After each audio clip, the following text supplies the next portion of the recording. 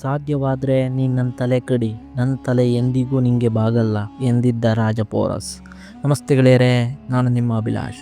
ಇಂದು ಈ ವಿಡಿಯೋ ಮೂಲಕ ಭಾರತೀಯ ಹೆಮ್ಮೆಯ ರಾಜ ಪೋರಸ್ನ ಬಗ್ಗೆ ತಿಳಿದುಕೊಳ್ಳೋಣ ಬನ್ನಿ ಗೆಳೆಯರೇ.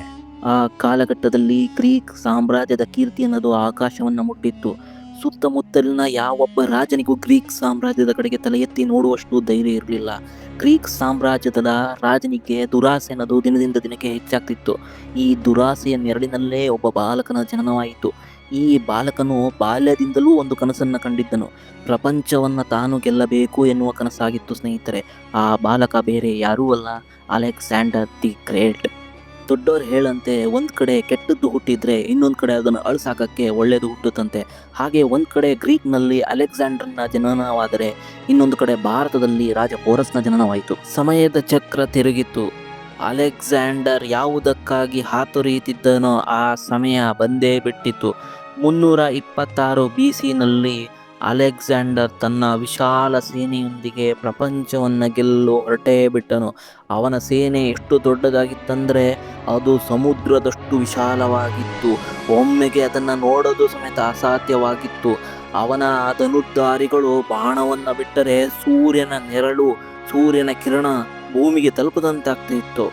ಹಾಗೆ ಅವನ ಸೇನೆ ಏನಾದರೂ ಹೊರಟ್ರೆ ಭೂಮಿ ನಡುಗ್ತಾ ಇತ್ತು. ಏನೋ ಒಂದು ಭೂಕಂಪನ ಆಗ್ತಾ ಇದೆಯೋ ಅಂತ ಭಾಸ ಆಗ್ತಾ ಇತ್ತು. ಅಷ್ಟು ದೊಡ್ಡ ಸೈನ್ಯದೊಂದಿಗೆ ಅವನು ಪ್ರಪಂಚವನ್ನು ಗೆಲ್ಲಲು ಹೊರಟು ಬಿಟ್ಟಿದ್ದನು. ಅಲೆಕ್ಸಾಂಡರ್ನ ಸೇನೆ ಅನ್ನೋದು ಸಮುದ್ರದಷ್ಟು ದೊಡ್ಡದಾಗಿತ್ತು ಮತ್ತು ಭಯಂಕರವಾಗಿತ್ತು. ಯಾವುದೇ ರಾಜ್ಯನು ಈ ಸೇನೆಯನ್ನು ಕಂಡ್ರೆ ನಡುಗ್ಬಿಟ್ಟು ಶರಣಾಗ್ತಾ ಇದ್ದ. ಯಾವ ರಾಜ ಅಲೆಕ್ಸಾಂಡರ್ನ ಎದುರಿಗೆ ನಿಂತ್ಕೊಂತಿದ್ನೋ ಅವನ ರಾಜ್ಯವನ್ನು ನಾಶ ಮಾಡಿ, ಅವನ ಸೇನೆಯನ್ನು ವಿನಾಶ ಮಾಡಿಬಿಟ್ಟು ಯಾವುದೇ ರೀತಿಯ ಸುಳಿವು ಸಿಗದ ಹಾಗೆ ಮಾಡಿ ಹಾಕ್ಬಿಡ್ತಿದ್ದ. ಇಷ್ಟು ಕ್ರೂರನಾಗಿದ್ದ ಅಲೆಕ್ಸಾಂಡರ್ ದಿನದಿಂದ ದಿನಕ್ಕೆ ಅವನ ಸಾಮ್ರಾಜ್ಯ ಅನ್ನೋದು ವಿಸ್ತಾರ ಆಗ್ತಾ ಇತ್ತು. ಅವನ ಸೇನೆ ಅನ್ನೋದು ಮತ್ತಷ್ಟು ದೊಡ್ಡದಾಗಿ ಬೆಳೀತಾ ಇತ್ತು. ಅಂತಿಮವಾಗಿ ಅವನ ದೃಷ್ಟಿ ಅನ್ನೋದು ಭಾರತದ ಮೇಲೆ ಬಿತ್ತು. ಆಗ ಭಾರತ ಅನ್ನೋದು ಒಂದು ರಾಜ್ಯ ಆಗಿರಲಿಲ್ಲ, ಅಲ್ಲಿ ತುಂಬ ಚಿಕ್ಕ ಚಿಕ್ಕ ರಾಜ್ಯಗಳಾಗಿ ಅದು ವಿಭಜನೆಯಾಗಿತ್ತು. ಅಲ್ಲಿ ತುಂಬ ಜನ ರಾಜರುಗಳಿದ್ರು. ಆದ್ದರಿಂದ ಅಲೆಕ್ಸಾಂಡರ್ ಸೂಕ್ಷ್ಮವಾಗಿ ಇದನ್ನೆಲ್ಲ ಗಮನಿಸ್ಬಿಟ್ಟು, ನಾನು ಭಾರತದ ಎಲ್ಲ ರಾಜರುಗಳನ್ನು ಸೋಲಿಸ್ಬಿಟ್ಟು ನಾನಿಲ್ಲಿ ಚಕ್ರಾಧಿಪತಿ ಆಗಬೇಕು ಅಂತ ನಿರ್ಧಾರವನ್ನು ತೆಗೆದುಕೊಂಡನು. ಅಲೆಕ್ಸಾಂಡರ್ ಭಾರತವನ್ನು ಪ್ರವೇಶಿಸಿದ. ಅವನಿಗೆ ಗಾಂಧಾರ ರಾಜ್ಯ ಸಿಕ್ಕಿತು. ಗಾಂಧಾರ ರಾಜ್ಯವನ್ನು ತಕ್ಷಶಿಲೆಯ ರಾಜನಾದ ಅಂಬಿಯು ಆಳ್ವಿಕೆಯನ್ನು ನಡೆಸ್ತಾ ಇದ್ದ. ಅವನ ರಾಜ್ಯವು ಸಿಂಧೂ ನದಿಯಿಂದ ಜೇಲಂ ನದಿಯವರೆಗೆ ಇತ್ತು. ಅಲೆಕ್ಸಾಂಡರ್ ಅಂಬಿಗೆ ಒಂದು ಪತ್ರವನ್ನು ಬರೆದು ಹೇಳ್ದ, ನೀನು ನನಗೆ ಶರಣಾಗೋ, ಇಲ್ಲಾದರೆ ನೀನು ನನ್ನ ಜೊತೆ ಯುದ್ಧ ಮಾಡು ಅಂತ ತಿಳಿಸ್ದ. ಆಗ ಅಂಬಿಗೆ ಅಲೆಕ್ಸಾಂಡರ್ನ ಸೇನೆಯ ಭೀಕರತೆ ಗೊತ್ತಿತ್ತು. ಅದಕ್ಕಾಗಿ ಅವನು ಅಲೆಕ್ಸಾಂಡರ್ನ ವಿರುದ್ಧ ಹೋರಾಡದೆ ಅವನಿಗೆ ಶರಣಾದ. ಮತ್ತೆ ಬೆಲೆ ಬಾಳುವಂತಹ ಉಡುಗೊರೆಗಳನ್ನು ನೀಡಿಬಿಟ್ಟು ಅಲೆಕ್ಸಾಂಡರ್ನ ತನ್ನ ರಾಜ್ಯಕ್ಕೆ ಸ್ವಾಗತಿಸಿದ. ಅಲೆಕ್ಸಾಂಡರ್ ನರಿಯಂತೆ ಚಾಣಾಕ್ಷ ಆಡಳಿತಗಾರನಾಗಿದ್ದನು. ಅವನ ಮುಂದೆ ಯಾರನ್ನ ಎದುರಿಸಬೇಕೆಂದು ಅವನಿಗೆ ಚೆನ್ನಾಗಿ ಗೊತ್ತಿತ್ತು. ಅವನು ಮುಂದೆ ಎದುರಿಸಬೇಕಾಗಿದ್ದು ಪೋರಸ್. ಅವನು ತನ್ನ ಮಣ್ಣಿಗಾಗಿ ಲಕ್ಷಾಂತರ ಜೀವಗಳನ್ನು ಬಲಿ ನೀಡುತ್ತಾನೆ ಹೊರತು ನನ್ನ ಆಳ್ವಿಕೆಯನ್ನು ಎಂದಿಗೂ ಒಪ್ಪುವುದಿಲ್ಲ. ಅವನ ಸಾಮ್ರಾಜ್ಯವನ್ನು ಸೋಲಿಸದೆ ಹೊರತು ಅವನು ನನ್ನೊಂದಿಗೆ ಸೇರುವ ಸಾಧ್ಯತೆಯೇ ಇಲ್ಲ ಎಂದು ಅಲೆಕ್ಸಾಂಡರ್ ತಿಳಿದುಕೊಂಡಿದ್ದ. ಅಲೆಕ್ಸಾಂಡರ್ ಬಳಿ ಅಪಾರ ಸಂಪತ್ತಿತ್ತು, ಆದರೆ ಅವನಿಗೆ ತೃಪ್ತಿ ಇರಲಿಲ್ಲವಷ್ಟೇ. ಅದಕ್ಕೆ ಇದನ್ನೆಲ್ಲ ಯೋಚಿಸ್ಬಿಟ್ಟು ಅಲೆಕ್ಸಾಂಡರ್ ಅಂಬಿಯ ಎಲ್ಲ ಉಡುಗೊರೆಗಳನ್ನು ದ್ವಿಗುಣಗೊಳಿಸಿ ಅವನಿಗೆ ಹಿಂತಿರುಗಿಸಿದನು ಮತ್ತು ರಾಜ ಅಂಬಿಗೆ ತನ್ನೊಂದಿಗೆ ಮುಂದುವರಿಯಲು ಮತ್ತು ಅವನ ಸೈನ್ಯವನ್ನು ನೀಡಲು ಆದೇಶಿಸಿದನು. ರಾಜ ಅಂಬಿಗೆ ಅಲೆಕ್ಸಾಂಡರ್ ಈಗ ಎಲ್ಲಿಗೆ ಹೋಗುತ್ತಾನೆಂದು ಚೆನ್ನಾಗಿ ಗೊತ್ತಿತ್ತು. ಅಲೆಕ್ಸಾಂಡರ್ನ ಭಾರತ ಗೆಲ್ಲುವ ಕನಸಿಗೆ ಅಡ್ಡಿಯಾಗಿದ್ದವನು ಪೌರವ ರಾಜ ಪೋರಸ್. ಅವನು ಅಂಬಿಗೂ ದೊಡ್ಡ ಶತ್ರುವಾಗಿದ್ದನು. ಅಲೆಕ್ಸಾಂಡರ್ ಪೋರಸ್ನನ್ನು ಸೋಲಿಸಿಬಿಟ್ಟು ಅವನ ಕಾಲ್ ಕೆಳಗೆ ತುಳಿಯೋದನ್ನು ನೋಡಬೇಕಂತ ಅಂಬಿ ಸಮೇತ ಬಯಸಿದ್ದನು. ಆದ್ದರಿಂದ ಅಂಬಿ ಸಂತೋಷದಿಂದ ಅಲೆಕ್ಸಾಂಡರ್ನ ಸೇನೆಯನ್ನು ಸೇರಿಕೊಂಡನು ಮತ್ತು ತನ್ನ ಅತ್ಯಂತ ಸಾಮರ್ಥ್ಯವುಳ್ಳಂಥ 5,000 ಸೈನಿಕರನ್ನು ಸಮೇತ ಅಲೆಕ್ಸಾಂಡರ್ಗೆ ನೀಡಿಬಿಟ್ಟು ಅವನೊಂದಿಗೆ ಪೌರವ ರಾಜ್ಯದ ಕಡೆಗೆ ಹೊರಡಲು ಸಿದ್ಧನಾದನು. ಆದರೆ ಪೋರಸ್ನ ರಾಜ್ಯವನ್ನು ಪ್ರವೇಶಿಸುವುದು ಅಷ್ಟು ಸುಲಭದ ಮಾತಾಗಿರಲಿಲ್ಲ. ಯಾಕೆಂದರೆ ಅಲೆಕ್ಸಾಂಡರ್ನ ಸಮುದ್ರದಂಥ ದೊಡ್ಡ ಸೇನೆ ಜೇಲಂ ನದಿಯನ್ನು ದಾಟಿ ಮುಂದೆ ಸಾಗಬೇಕಾಗಿತ್ತು. ಅಲೆಕ್ಸಾಂಡರ್ಗೆ ಚಕ್ರವರ್ತಿ ಪೋರಸ್ನ ಧೈರ್ಯ ಮತ್ತು ಶೌರ್ಯದ ಬಗ್ಗೆ ಚೆನ್ನಾಗಿ ಗೊತ್ತಿತ್ತು. ಅಷ್ಟು ದೊಡ್ಡ ಸೈನ್ಯ ಇದ್ದರೂ ಅಲೆಕ್ಸಾಂಡರ್ ಪೋರಸ್ನ ರಾಜ್ಯವನ್ನು ಪ್ರವೇಶಿಸಲು ಹಿಂದೆ ಮುಂದೆ ನೋಡ್ತಾ ಇದ್ದ. ಅಲೆಕ್ಸಾಂಡರ್ ಪೋರಸ್ನ ಗೆಲ್ಲಬೇಕು ಅನ್ನೋ ಕನಸಿನಲ್ಲಿ ನಾನು ಸೋಲನ್ನು ಸಮೇತ ನೋಡ್ಬೋದು ಅನ್ನೋದು ಅವನಿಗೆ ಚೆನ್ನಾಗಿ ಗೊತ್ತಿತ್ತು. ಹಾಗೆ ಅಲೆಕ್ಸಾಂಡರ್ ಯೋಚಿಸೋದ್ರಲ್ಲೂ ತಪ್ಪೇನಿಲ್ಲ. ಯಾಕಂದರೆ ಪೋರಸ್ನ ಸೇನೆಯಲ್ಲಿದ್ದಂಥ ಪ್ರತಿಯೊಬ್ಬ ಸೈನಿಕರು ದೇಶ ಪ್ರೇಮಿಗಳಾಗಿದ್ದರು. ಅವರು ತಮ್ಮ ರಕ್ತದ ಕೊನೆಯ ಹನಿಯವರೆಗೂ ಹೋರಾಡುತ್ತಿದ್ದರು ಮತ್ತು ಎಷ್ಟೇ ದೊಡ್ಡ ತರಬೇತಿ ಪಡೆದಂಥ ಸೈನಿಕರು ಬಂದರೂ ಕಣ್ಣು ಮಿಟುಕಿಸುವಷ್ಟರಲ್ಲಿ ಧೂಳಿಪಟ ಮಾಡಾಕ್ಬಿಡ್ತಾ ಇದ್ರು. ಮತ್ತು ಪೋರಸ್ನ ಸೇನೆಯಲ್ಲಿದ್ದಂಥ ಪ್ರತಿಯೊಬ್ಬ ಸೈನಿಕನು ಕಡಿಮೆ ಅಂದರೆ 100 ಜನರನ್ನು ಕೊಂದುಬಿಟ್ಟು ಸಾಯುವಷ್ಟು ಬಲಶಾಲಿಗಳಾಗಿದ್ದರು. ಇದನ್ನೆಲ್ಲ ತಿಳಿದುಕೊಂಡಂಥ ಅಲೆಕ್ಸಾಂಡರ್ ಪೋರಸ್ಗೆ ಒಂದು ಒಪ್ಪಂದ ಪತ್ರವನ್ನು ಬರೀತಾನೆ. ಒಪ್ಪಂದದ ಪ್ರಕಾರ ರಾಜ ಪೋರಸ್ ಅಲೆಕ್ಸಾಂಡರ್ನ ಆಳ್ವಿಕೆಯನ್ನು ಒಪ್ಪಿಕೊಳ್ಳಬೇಕಾಗಿತ್ತು. ಹಾಗೆ ಮಾಡದಿದ್ದಲ್ಲಿ ಅಲೆಕ್ಸಾಂಡರ್ ಪೋರಸ್ನ ರಾಜ್ಯದ ಮೇಲೆ ದಾಳಿ ಮಾಡಿ ಸಂಪೂರ್ಣವಾಗಿ ಅದನ್ನು ನಾಶ ಮಾಡಿ ರಾಜ್ಯದಲ್ಲಿರುವಂಥ ಜನರು, ಮಹಿಳೆಯರು, ಮಕ್ಕಳನ್ನು ಸರ್ವನಾಶ ಮಾಡುವುದಾಗಿ ತಿಳಿಸಿದ್ದನು. ಮತ್ತು ಅವನ ಮುಂದೆ ಯಾರ್ಯಾರು ರಾಜರು ಮೊದಲು ತಲೆ ಎತ್ತಿದ್ರೋ ಅವ್ರನ್ನೆಲ್ಲ ಹಾಗೆ ಮಾಡಿರುವುದಾಗಿ ಸಮೇತ ಆ ಪತ್ರದಲ್ಲಿ ತಿಳಿಸಿ ಪೋರಸ್ಗೆ ಒಂದು ಸಂದೇಶವನ್ನು ಕಳಿಸಿದ್ದನು. ಈ ಸಂದೇಶವು ರಾಜ ಪೋರಸ್ನ ಸ್ವಾಭಿಮಾನಕ್ಕೆ ಧಕ್ಕೆ ಉಂಟಾಯಿತು ಮತ್ತು ಧಕ್ಕೆ ಉಂಟಾಗಲೇಬೇಕಿತ್ತು. ಭಾರತಾಂಬೆಯ ಹೆಮ್ಮೆಯ ಪುತ್ರನಾದ ರಾಜ ಪೋರಸ್ ಅಲೆಕ್ಸಾಂಡರ್ಗೆ ನೇರವಾಗಿ ಉತ್ತರಿಸಿದನು. ಮುಂದಿನ ಭೇಟಿ ರಣರಂಗದಲ್ಲಿ ಮಾತ್ರ, ಭವಿಷ್ಯದಲ್ಲಿ ಏನಾಗುತ್ತದೆಯೋ ಎಂಬುದನ್ನು ಅಲ್ಲಿಯೇ ನಿರ್ಧರಿಸೋಣ ಎಂದನು. ಯಾವ ದೇಶ, ಯಾವ ವೇಷ, ರಾಜ ಪರ್ವತೇಶ್ವರ ಪರ್ವತದಂತೆ ಅಚಲ ಮತ್ತು ಪರ್ವತದಷ್ಟೇ ಬಲಿಷ್ಠ, ಎಂದಿಗೂ ಯಾರ ಮುಂದೆಯೂ ತಲೆಬಾಗನು ಎಂದು ಹೇಳಿ ಒಂದು ಸಂದೇಶವನ್ನು ಕಳಿಸಿದನು. ಇತಿಹಾಸಕಾರರ ಪ್ರಕಾರ ರಾಜ ಪೋರಸ್ 7 ಅಡಿ 6 ಇಂಚು ಎತ್ತರವಾಗಿದ್ದನು. ಯುದ್ಧ ಕಲೆಗಳಲ್ಲಿ ನೈಪುಣ್ಯನಾಗಿದ್ದನು. ರಾಜ ಪೋರಸ್, ನನ್ನ ತಲೆಯನ್ನು ಯಾವ ಯೋಧ ಬೇಕಾದರೂ ಯುದ್ಧ ಭೂಮಿಯಲ್ಲಿ ಕತ್ತರಿಸಲಿ, ಆದರೆ ನಾನು ಯಾರಿಗೂ ಹೆದರಿ ತಲೆಯನ್ನು ಬಾಗುವುದಿಲ್ಲ ಎನ್ನುವಂಥ ವ್ಯಕ್ತಿತ್ವವನ್ನು ಹೊಂದಿದ್ದನು. ಅಂತಹ ಪೋರಸ್ ಹೆದರಿಕೊಂಡು ಅಲೆಕ್ಸಾಂಡರ್ನ ಒಪ್ಪಂದವನ್ನು ಎಂದಿಗೂ ಒಪ್ಪುವಂತವನಲ್ಲ ಎಂದು ಅಲೆಕ್ಸಾಂಡರ್ಗೆ ಗೊತ್ತಿತ್ತು. ಹಾಗೆಯೇ ಪೋರಸ್ ಅಲೆಕ್ಸಾಂಡರ್ನ ಒಪ್ಪಂದವನ್ನು ನಿರಾಕರಿಸಿ ಯುದ್ಧಕ್ಕೆ ಸಿದ್ಧನಾಗಿದ್ದನು. ಅಲೆಕ್ಸಾಂಡರ್ನ ಸೇನೆಯು ಪೋರಸ್ನ ಸೈನ್ಯಕ್ಕಿಂತ 100 ಪಟ್ಟು ದೊಡ್ಡದಾಗಿತ್ತು. ಅಲೆಕ್ಸಾಂಡರ್ನ ತಲೆಯಲ್ಲಿ ವಿಶ್ವವನ್ನು ಗೆಲ್ಲಬೇಕೆಂಬ ಭೂತ ನೆಲೆಸಿತ್ತು. ಆದ್ದರಿಂದ ಅವನಿಗೆ ಯುದ್ಧವನ್ನು ಹೊರತುಪಡಿಸಿ ಬೇರೆ ಯಾವುದೇ ರೀತಿಯ ಆಯ್ಕೆಗಳು ಇರಲಿಲ್ಲ. ಆದ್ದರಿಂದ ಚಾಣಾಕ್ಷನಾದಂತಹ ಅಲೆಕ್ಸಾಂಡರ್ ರಾಜ ಪೋರಸ್ನನ್ನು ಹೇಗೆ ಸೋಲಿಸುವುದು ಎಂದು ಆಲೋಚಿಸತೊಡಗಿದನು. ಏಕೆಂದರೆ ಅಲೆಕ್ಸಾಂಡರ್ ನೇರವಾಗಿ ಯುದ್ಧ ಮಾಡಿದರೆ ಅವನ ಸೇನೆಯು ಜೇಲಂ ನದಿಯನ್ನು ದಾಟಬೇಕಿತ್ತು ಮತ್ತು ನದಿಯ ಆಚೆ ದಡದಲ್ಲಿ ಪೋರಸ್ನ ಸೇನೆಯು ಅವರಿಗಾಗಿ ಕಾಯುತ್ತಾ ಕುಳಿತಿರುತ್ತಿತ್ತು. ಅಲೆಕ್ಸಾಂಡರ್ಗೆ ಈ ವಿಷಯ ಚೆನ್ನಾಗಿ ಗೊತ್ತಿತ್ತು.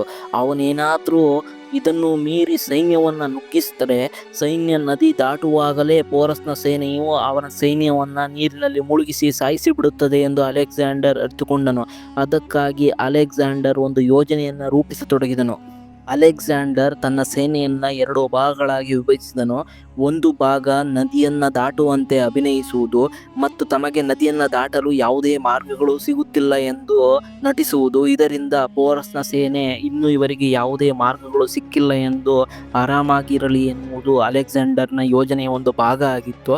ಮತ್ತು ಇನ್ನೊಂದು ತುಕಡಿ ಬಂದ್ಬಿಟ್ಟು ಅಲ್ಲಿಂದ 17 ಕಿಲೋಮೀಟರ್ಗಳ ದೂರ ಸಾಗಿ ಪೋರಸ್ನ ಸೇನೆಗೆ ತಿಳಿಯದಂತೆ ಆ ನದಿಯನ್ನು ದಾಟಿ ಅವರ ಮೇಲೆ ದಾಳಿ ಮಾಡುವುದು ಎನ್ನುವುದು ಅಲೆಕ್ಸಾಂಡರ್ನ ಯೋಜನೆಯಾಗಿತ್ತು. ಆದರೆ ಇದ್ಯಾವುದರ ಅರಿವೇ ಇಲ್ಲದಂತಹ ಪೋರಸ್ನ ಸೈನ್ಯವು ಅಲೆಕ್ಸಾಂಡರ್ಗೆ ಇನ್ನೂ ನದಿ ದಾಟಲು ಯಾವುದೂ ಮಾರ್ಗ ಸಿಕ್ಕಿಲ್ಲ ಎನಿಸುತ್ತದೆ ಎಂದು ಭ್ರಮಿಸಿತ್ತು. ಆದರೆ ಸತ್ಯ ಏನೆಂದರೆ ಅವರಿಗೆ ಸಾವು ಹತ್ತಿರವಾಗಿತ್ತು. ರಾತ್ರಿಯ ಸಮಯದಲ್ಲಿ ರಾಜ ಪೋರಸ್ನ ಸೈನ್ಯವು ಅಲೆಕ್ಸಾಂಡರ್ ಇನ್ನೂ ಕೈಕಟ್ಟಿ ಕುಳಿತಿದ್ದಾನೆ ಎಂದು ಭ್ರಮಿಸಿ ನಿಶ್ಚಿಂತೆಯಿಂದ ಇತ್ತು. ಆದರೆ ಅಲೆಕ್ಸಾಂಡರ್ನ ತಂತ್ರಗಾರಿಕೆಯೇ ಬೇರೆಯಾಗಿತ್ತು. ಇದನ್ನರಿಯದ ಕೆಲವು ಪೋರಸ್ನ ಸೈನಿಕರು ವಿಶ್ರಾಂತಿ ತೆಗೆದುಕೊಳ್ಳುತ್ತಿದ್ದರು, ಮತ್ತೆ ಕೆಲವರು ಮಾತನಾಡುತ್ತಿದ್ದರು. ಇದೇ ಸಮಯದಲ್ಲಿ ಅಲೆಕ್ಸಾಂಡರ್ನ ದೊಡ್ಡ ಸೈನ್ಯವು ಇದ್ದಕ್ಕಿದ್ದಂತೆ ಪೋರಸ್ನ ಸೇನೆಯ ಮೇಲೆ ಎರಗಿತು. ಈ ದಾಳಿ ಎಷ್ಟು ಭಯಂಕರವಾಗಿತ್ತೆಂದರೆ ಯಾರಿಗೂ ಏನೂ ತಿಳಿಯಲಿಲ್ಲ. ನಿರಾಯುಧರಾದ ಸೈನಿಕರನ್ನು ಕತ್ತಿ, ಈಟಿ, ಬರ್ಜಿ, ಕಟಾರಿಗಳಿಂದ ಇರಿಯಲಾಯಿತು ಮತ್ತು ಆಕ್ರಮಣಕಾರರು ಹಾರಿಸಿದಂಥ ಉರಿಯುವ ಬಾಣಗಳು ಗಾಢ ನಿದ್ರೆಯಲ್ಲಿ ಮಲಗಿದ್ದ ಸೈನಿಕರ ಎದೆಯನ್ನು ಸೀಳಿ ಹೊರಬಂದವು. ಸುತ್ತಲೂ ವಿನಾಶ. ಸೈನಿಕರ ಡೇರೆಗಳಿಗೆ ಹತ್ತಿದ ರಾಕ್ಷಸ ರೂಪದ ಬೆಂಕಿಯು ನಿಧಾನವಾಗಿ ಸೈನ್ಯವನ್ನು ನುಗ್ಗುವಂತೆ ಕಾಣುತ್ತಿತ್ತು. ಆದರೂ ರಾಜ ಪೋರಸ್ನ ಹೆಮ್ಮೆಯ ಸೈನಿಕರು ಮಂಡಿಯೂರಲಿಲ್ಲ. ಸಾಯದೆ ಉಳಿದ ಸೈನಿಕರು ನಿರ್ಭೀತರಾಗಿ ಧೈರ್ಯವಾಗಿ ತಮ್ಮ ಮಾತೃಭೂಮಿಗಾಗಿ ಸಾಯಲು ಸಿದ್ಧರಾದರು. ಪೌರವ ರಾಜ್ಯದ ಉಳಿದ ಸೈನ್ಯವು ಶಸ್ತ್ರಾಸ್ತ್ರಗಳನ್ನು ಎತ್ತಿಕೊಂಡಿತು ಮತ್ತು ನಂತರ ನರಮೇಧದ ಮಹಾಯುದ್ಧಕ್ಕೆ ಸಿದ್ಧರಾದರು. ಇಡೀ ಆಕಾಶ ಪಾತಾಳವು ಕೇವಲ ಕತ್ತಿ ಕೂಗಾಟದ ಸದ್ದುಗಳಿಂದ ತುಂಬಿತ್ತು. ಈ ದೃಶ್ಯ ಎಷ್ಟು ಭಯಂಕರವಾಗಿತ್ತೆಂದರೆ ಇಂದು ಭೂಮಿಯ ಅಂತ್ಯವಾಗಲಿದೆ ಎಂದು ತೋರುತ್ತಿತ್ತು. ಎರಡೂ ಕಡೆಗಳಿಂದ ರಕ್ತಪಿಪಾಸು ಸೈನ್ಯಗಳು ಸಾಯಲು ಕೊಲ್ಲಲು ಸಿದ್ಧರಾದರು. ಈ ಮಧ್ಯೆ ಅವಕಾಶವನ್ನು ಬಳಸಿಕೊಂಡು ಅಲೆಕ್ಸಾಂಡರ್ ತನ್ನ ಉಳಿದ ಸೈನ್ಯವನ್ನು ನದಿ ದಾಟಿಸಿದನು. ಈಗ ಪೋರಸ್ನ ಸೇನೆಯ ಪರಿಸ್ಥಿತಿಯು ಇನ್ನಷ್ಟು ಭಯಾನಕವಾಗಿತ್ತು. ಆದರೆ ಈ ರೀತಿಯ ಹೇಡಿತನದ ದಾಳಿಯ ಹೊರತಾಗಿಯೂ ಪೋರಸ್ನ ಸೇನೆಯು ಅಲೆಕ್ಸಾಂಡರ್ನ ಸೇನೆಯನ್ನು ದಿಟ್ಟತನದಿಂದ ಎದುರಿಸಿತು ಮತ್ತು ಅವರಿಗೆ ತಕ್ಕ ಉತ್ತರವನ್ನು ನೀಡಿತು. ಪೋರಸ್ನ ಸೈನ್ಯದ ಅಚಲ ಧೈರ್ಯ ಮತ್ತು ಶೌರ್ಯಗಳನ್ನು ಕಂಡು ಅಲೆಕ್ಸಾಂಡರ್ ಬೆರಗಾದನು. ಈ ರೀತಿಯ ಹಠಾತ್ ದಾಳಿ ಮತ್ತು ದಾಳಿಯಿಂದ ಉಂಟಾದ ಭಾರೀ ಹಾನಿಯ ಹೊರತಾಗಿಯೂ ರಾಜ ಪೋರಸ್ನ ಸೇನೆಯು ಗಾಬರಿ ಪಡಲಿಲ್ಲ. ಆದರೆ ಕಣ್ಣುಗಳಲ್ಲಿ ಭಯಂಕರವಾದಂತಹ ಜ್ವಾಲೆಯೊಂದಿಗೆ ಸಂಪೂರ್ಣ ಶಕ್ತಿಯೊಂದಿಗೆ ಹೋರಾಡುತ್ತಿತ್ತು. ಇದನ್ನೆಲ್ಲ ನೋಡಿ ಬಹುಶಃ ಅಲೆಕ್ಸಾಂಡರ್ ಸೋಲನ್ನು ಒಪ್ಪಿಕೊಂಡಿದ್ದನು. ಆದರೆ ಎಷ್ಟೇ ಆದರೂ ಅವನು ಅಲೆಕ್ಸಾಂಡರ್. ಅವನ ಸುಳ್ಳು ವೈಭವವು ಅವನನ್ನು ಹಿಮ್ಮೆಟ್ಟಿಸಲು ಬಿಡುತ್ತಿರಲಿಲ್ಲ. ಕುದುರೆಯ ಮೇಲೆ ಕುಳಿತು ಅಲೆಕ್ಸಾಂಡರ್ ಯುದ್ಧ ಭೂಮಿಯಲ್ಲಿ ತನ್ನ ಶೌರ್ಯವನ್ನು ಪ್ರದರ್ಶಿಸುತ್ತಿದ್ದನು. ಆಗ ಒಂದು ದೊಡ್ಡ ಆನೆಯ ಮೇಲೆ ಯುದ್ಧ ಭೂಮಿಯನ್ನು ಪ್ರವೇಶಿಸಿದನು. ಅವನು ಬೇರೆ ಯಾರೂ ಅಲ್ಲ, ಸ್ವತಃ ರಾಜ ಪೋರಸ್. ರಾಜ ಪೋರಸ್ನ ಆನೆಯು ಅಲೆಕ್ಸಾಂಡರ್ನ ಸೈನ್ಯವನ್ನು ಕೀಟಗಳಂತೆ ತುಳಿಯುತ್ತಾ ನಿರಂತರವಾಗಿ ಮುನ್ನಡೆಯುತ್ತಿತ್ತು. ರಾಜ ಪೋರಸ್ನನ್ನು ನೋಡಿದ ತಕ್ಷಣ ಸೈನ್ಯದಲ್ಲಿ ಹೊಸ ಹುರುಪು ತುಂಬಿತ್ತು. ಅವರ ಆತ್ಮವಿಶ್ವಾಸವು ಆಕಾಶವನ್ನು ಮುಟ್ಟಿತ್ತು. ಈ ಮಧ್ಯೆ ಹೋರಾಡುತ್ತಾ ಅಲೆಕ್ಸಾಂಡರ್ ಅಮರ್ ಸಿಂಗ್ನ ಮುಂದೆ ಬಂದನು. ಅಮರ್ ಸಿಂಗ್ ರಾಜ ಪೋರಸ್ನ ಸಹೋದರ, ಯುದ್ಧ ಕಲೆಗಳಲ್ಲಿ ಪರಿಪೂರ್ಣನಾಗಿದ್ದನು ಮತ್ತು ದೊಡ್ಡ ವೀರ ಯೋಧನಾಗಿದ್ದನು. ನೋಡುತ್ತಿದ್ದಂತೆ ಅಲೆಕ್ಸಾಂಡರ್ ಮತ್ತು ಅಮರ್ ಸಿಂಗ್ನ ನಡುವೆ ಭೀಕರ ಯುದ್ಧ ಆರಂಭವಾಯಿತು. ಅಮರ್ ಸಿಂಗ್ನ ಬಿರುಗಾಳಿಯ ದಾಳಿಯ ಮುಂದೆ ಅಲೆಕ್ಸಾಂಡರ್ ಅಸಹಾಯಕನಾಗಿ ಕಾಣುತ್ತಿದ್ದನು. ಅಲೆಕ್ಸಾಂಡರ್ನ ಸಮತೋಲನ ಸ್ವಲ್ಪ ತಪ್ಪಿದ ತಕ್ಷಣ ಅಮರ್ ಸಿಂಗ್ ತನ್ನ ಕತ್ತಿಯಿಂದ ಬಲವಾಗಿ ಹೊಡೆದು ಅಲೆಕ್ಸಾಂಡರ್ನ ಕುದುರೆಯನ್ನು ಸೀಳಿ ಹಾಕಿದನು. ಇದರಿಂದ ಅಲೆಕ್ಸಾಂಡರ್ ಕೆಳಮುಖವಾಗಿ ಭೂಮಿಗೆ ಬಿದ್ದು ಭಾರತದ ಮಣ್ಣಿನ ರುಚಿಯನ್ನು ನೋಡಿದನು. ಅಮರ್ ಸಿಂಗ್ ಅಲೆಕ್ಸಾಂಡರ್ನನ್ನು ಕೊಲ್ಲಲು ಮುಂದೆ ಹೋದನು. ಅಲೆಕ್ಸಾಂಡರ್ಗೆ ಸಾಕ್ಷಾತ್ ಸಾವು ತನ್ನ ಕಣ್ಣ ಮುಂದೆ ಬರುವಂತೆ ಭಾಸವಾಯಿತು. ಅಮರ್ ಸಿಂಗ್ ಅಲ್ಲ, ಇದು ಸ್ವತಃ ಯಮರಾಜನೇ ನನ್ನ ಪ್ರಾಣವನ್ನು ಕಸಿದುಕೊಳ್ಳಲು ಸಮೀಪಿಸುತ್ತಿದ್ದಾನೇ ಎನಿಸಿತು. ಆದರೆ ಆಗ ಅಲೆಕ್ಸಾಂಡರ್ನ ಅಂಗರಕ್ಷಕರು ಮಧ್ಯೆ ನುಗ್ಗಿ ಅಮರ್ ಸಿಂಗನ್ನು ತಡೆಯಲು ಪ್ರಯತ್ನಿಸಿದರು. ಇದೇ ಅವಕಾಶವನ್ನು ಬಳಸಿಕೊಂಡು ಅಲೆಕ್ಸಾಂಡರ್ ಅಲ್ಲಿಂದ ನಿರ್ಗಮಿಸಿ ತನ್ನ ಪ್ರಾಣವನ್ನು ಉಳಿಸಿಕೊಂಡನು. ಅಲೆಕ್ಸಾಂಡರ್ ಯುದ್ಧದಲ್ಲಿ ಬಹಳ ಗಾಯಗೊಂಡಿದ್ದನು. ಆದರೆ ಇನ್ನೊಂದೆಡೆ ರಾಜ ಪೋರಸ್ ತನ್ನ ಆನೆಯ ಮೇಲೆ ಕುಳಿತುಕೊಂಡು ನಿರಂತರವಾಗಿ ಅಲೆಕ್ಸಾಂಡರ್ನ ಸೈನ್ಯವನ್ನು ತೊಳೆಯುತ್ತಾ ತನ್ನ ಸೈನ್ಯವನ್ನು ಮುನ್ನಡೆಸುತ್ತಿದ್ದನು. ಆಗ ರಾಜ ಪೋರಸ್ ಉರಿಯುವ ಬಾಣವನ್ನು ಆಕಾಶದ ಕಡೆಗೆ ಹಾರಿಸಿದನು. ಇದು ಒಂದು ರೀತಿಯ ಸಂಕೇತವಾಗಿತ್ತು. ನೋಡುತ್ತಿದ್ದಂತೆ ರಾಜ ಪೋರಸ್ನ ಸಂಪೂರ್ಣ ಅಂದರೆ 130 ದೊಡ್ಡ ಆನೆಗಳ ಸೈನ್ಯವು ಹೊರಬಂದಿತು. ಪೋರಸ್ನ ಆನೆಗಳ ಸೈನ್ಯವು ಅಲೆಕ್ಸಾಂಡರ್ನ ದೊಡ್ಡ ಸೈನ್ಯವನ್ನು ಕ್ರೂರವಾಗಿ ತುಳಿಯಲು ಪ್ರಾರಂಭಿಸಿತು. ಯುದ್ಧ ಭೂಮಿಯಲ್ಲಿ ಆನೆಗಳು ಉಂಟು ಮಾಡಿದ ವಿನಾಶದ ಪರಿಣಾಮವಾಗಿ ಅಲೆಕ್ಸಾಂಡರ್ನ ಸೈನಿಕರು ಭಯದಿಂದ ಓಡಲು ಶುರು ಮಾಡಿದರು. ಆನೆಗಳ ಕಾಲ ಕೆಳಗೆ ನುಗ್ಗುತ್ತಿರುವ ಸೈನಿಕರ ದೃಶ್ಯವು ಅತ್ಯಂತ ಭಯಾನಕವಾಗಿತ್ತು. ಯುದ್ಧ ಭೂಮಿಯಲ್ಲಿ ರಾಜ ಪೋರಸ್ ಮತ್ತು ಅವನ ವೀರ ಯೋಧರು ಶತ್ರುಗಳನ್ನು ತರಕಾರಿಗಳಂತೆ ಕತ್ತರಿಸುತ್ತಿದ್ದರು. ವಿಜಯ ಇನ್ನೇನು ಪೋರಸ್ನ ಕೈ ಸೇರುತ್ತದೆ ಎನ್ನುತ್ತಿದ್ದಂತೆ ದುರಾದೃಷ್ಟ ಎಂಬಂತೆ ಭೀಕರ ಮಳೆ ಆರಂಭವಾಯಿತು. ಕ್ಷಣಾರ್ಧದಲ್ಲಿ ಸಂಪೂರ್ಣ ಯುದ್ಧ ಭೂಮಿ ಕೆಸರಿನಮಯವಾಯಿತು. ಇದರಿಂದಾಗಿ ಪೋರಸ್ನ ಸೈನ್ಯದ ರಥದ ಚಕ್ರಗಳು ಕೆಸರಿನಲ್ಲಿ ಹೂತು ಹೋಗಲು ಆರಂಭಿಸಿತು. ಹಾಗೆ ಅವರಿಗೆ ಯುದ್ಧ ಮಾಡುವುದು ತುಂಬಾ ಕಠಿಣವಾಯಿತು. ಆನೆಗಳು ಸಹ ಮುಂದೆ ಸಾಗಲು ತುಂಬಾ ಕಷ್ಟವನ್ನು ಅನುಭವಿಸುತ್ತಿದ್ದವು. ಬದಲಾದಂಥ ಹವಾಮಾನವು ಅಲೆಕ್ಸಾಂಡರ್ಗೆ ಗೆಲುವಿನ ಆಸೆಯನ್ನು ಹುಟ್ಟಿಸಿತು. ಕ್ರಮೇಣ ಅವನು ಪೋರಸ್ನ ಸೈನ್ಯದ ಮೇಲೆ ಪ್ರಾಬಲ್ಯವನ್ನು ಸಾಧಿಸಲು ಪ್ರಾರಂಭಿಸಿದನು. ಈಗ ಮಳೆ ಪೋರಸ್ಗೆ ದೊಡ್ಡ ಸಮಸ್ಯೆಯಾಗಿತ್ತು. ಏಕೆಂದರೆ ಸುಲಭವಾಗಿ ಸಿಗಬೇಕಾದಂಥ ಗೆಲುವು ಈಗ ಸೋಲಿನ ರೂಪವನ್ನು ತಾಳುತ್ತಿತ್ತು. ಆದರೆ ಇದ್ದಕ್ಕಿದ್ದಂತೆ ಭೀಕರವಾದಂಥ ಗರ್ಜನೆ ಆಕಾಶದಲ್ಲಿ ಪ್ರತಿಧ್ವನಿಸಿತು. ಗೋಕರ್ ಎಂಬ ಯುದ್ಧ ಯೋಧರು ತಮ್ಮ ಭಯಂಕರತೆಯನ್ನು ಪ್ರದರ್ಶಿಸಲು ಪ್ರಾರಂಭಿಸಿದರು. ಗೋಕರ್ಗಳ ಬಗ್ಗೆ ಇತಿಹಾಸದ ಪುಟಗಳಲ್ಲಿ ಹೆಚ್ಚು ಬರೆಯಲಾಗಿಲ್ಲ. ಆದರೆ ಅವರು ಅತ್ಯಂತ ಭಯಾನಕ ಮತ್ತು ಬಲಿಷ್ಠ ಯೋಧರಾಗಿದ್ದರು. ಅವರಿಗೆ ಯಾವುದೇ ಸಾಮ್ರಾಜ್ಯ ಅಥವಾ ರಾಜ್ಯ ಇರಲಿಲ್ಲ. ಅವರು ಒಂದು ಸಣ್ಣ ಗುಂಪಿನಲ್ಲಿ ಜೀವನವನ್ನು ನಡೆಸುತ್ತಿದ್ದರು. ಇತಿಹಾಸಕಾರರ ಪ್ರಕಾರ ಮಹಮ್ಮದ್ ಗೋರಿಯ ತಲೆಯನ್ನು ಕತ್ತರಿಸಿತು ಇದೇ ಗೋಕರ್ ಯೋಧರು. ಈ ಬಾರಿ ಗೋಕರ್ ಯೋಧರು ತಮ್ಮ ಯುದ್ಧ ಕೌಶಲ್ಯಗಳನ್ನು ಪ್ರದರ್ಶಿಸಿದರು. ಅಲೆಕ್ಸಾಂಡರ್ನ ಸೇನೆ ಹಿಂದೆ ಸರಿಯಲಾರಂಭಿಸಿತು ಮತ್ತು ಪೋರಸ್ನ ಸೇನೆ ಪ್ರಾಬಲ್ಯವನ್ನು ಹೊಂದಿತ್ತು. ಕೊನೆಗೆ ಈ ಯುದ್ಧದ ಪರಿಣಾಮವನ್ನು ಕಂಡಂತಹ ಅಲೆಕ್ಸಾಂಡರ್ ಪೋರಸ್ನೊಂದಿಗೆ ಒಪ್ಪಂದವನ್ನು ಮಾಡಿಕೊಳ್ಳಲು ನಿರ್ಧರಿಸಿದನು. ಅವನು ಪೋರಸ್ಗೆ ಹೇಳಿದನು, ನಾನು ಇನ್ನು ಹೆಚ್ಚು ಯುದ್ಧ ಮಾಡಲು ಬಯಸುವುದಿಲ್ಲ. ಈ ಯುದ್ಧದಿಂದ ನಮ್ಮಿಬ್ಬರಿಗೂ ಅಪಾರ ನಷ್ಟವಾಗಿದೆ. ನಾವಿಬ್ಬರು ಈ ಯುದ್ಧವನ್ನು ಇಲ್ಲಿಗೆ ನಿಲ್ಲಿಸಿ ಒಪ್ಪಂದವನ್ನು ಮಾಡಿಕೊಳ್ಳೋಣವೇ ಎಂದು ಪೋರಸ್ಗೆ ಕೇಳಿದನು. ಆಗ ಪೋರಸ್ಗೂ ಈ ಒಪ್ಪಂದ ಸರಿ ಅನಿಸಿತು. ಯಾಕಂದರೆ ಪೋರಸ್ನ ಸೈನ್ಯವು ಸಾಕಷ್ಟು ನಷ್ಟವನ್ನು ಅನುಭವಿಸಿತು. ಈ ಒಪ್ಪಂದದ ಪ್ರಕಾರ ಅಲೆಕ್ಸಾಂಡರ್ ತಾನು ಗೆದ್ದ ಭಾರತದ ಪ್ರದೇಶಗಳನ್ನು ಪೋರಸ್ಗೆ ಹಿಂತಿರುಗಿಸಿ ಮುಂದೆ ಸಾಗಲು ಪೋರಸ್ನ ಅನುಮತಿಯನ್ನು ಕೇಳಿಕೊಂಡನು. ಹೀಗೆ ಭಾರತಾಂಬೆಯ ಹೆಮ್ಮೆಯ ಪುತ್ರ ಪೋರಸ್ ಅಲೆಕ್ಸಾಂಡರ್ನನ್ನು ಭಾರತದ ಗಡಿಯಲ್ಲೇ ತಡೆದು ಅವನ ಭೂಮಿಗೆ ಮರಳುವಂತೆ ಮಾಡಿದನು. ಈ ಒಂದು ಚಿಕ್ಕ ಪ್ರಯತ್ನ ನಿಮ್ಗೆ ಏನಾದರೂ ಇಷ್ಟ ಆದರೆ ಹರಸಿ ಬೆಳೆಸಿ ಸ್ನೇಹಿತರೆ. ಧನ್ಯವಾದಗಳು.